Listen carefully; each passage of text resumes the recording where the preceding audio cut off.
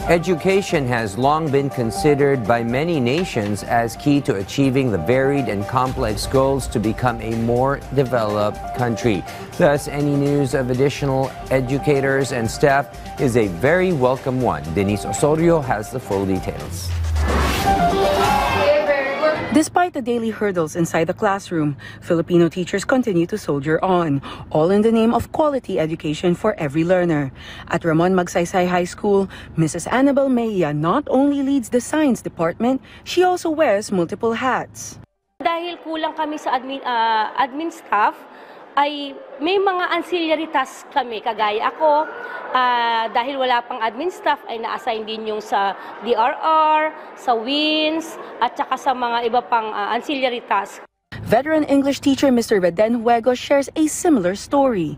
Teaching for a decade, he admits it's no walk in the park. Ang pagtuturo is different from the other jobs kasi it requires planning, requires assessment, tapos nagtuturo ka pa ng iba't ibang mga bata, you're meeting different people, different individuals, meron ka pang connection with the parents. But with the right support, effective teaching is within reach.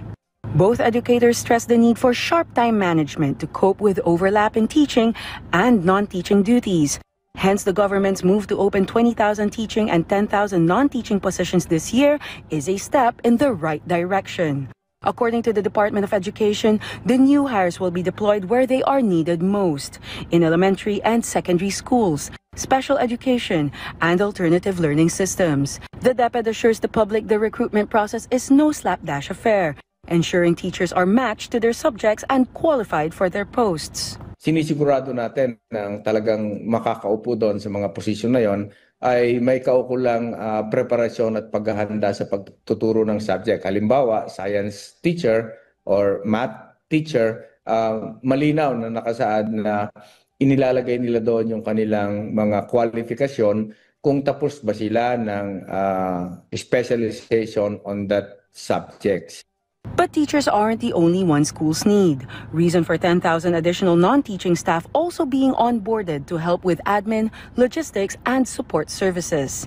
Still, the DepEd acknowledges that more boots on the ground are needed, especially for over 45,000 public schools across the nation. Ito po ay pinangako na at nabanggit na rin sa mga interview ng ating Pangulo na ang target po natin ay pwede sanang mabigyan ng kahit isa muna yung mga eskwelahan natin. So nangangailangan pa po tayo ng mahigit na 11,000 at ito po ay part ng ating proposal para sa susunod na budget ng 2026. Kung may bibigay po yung 11,000, may sigurado na po natin na kahit isa man lang ay meron ang bawat eskwelahan na administrative officer.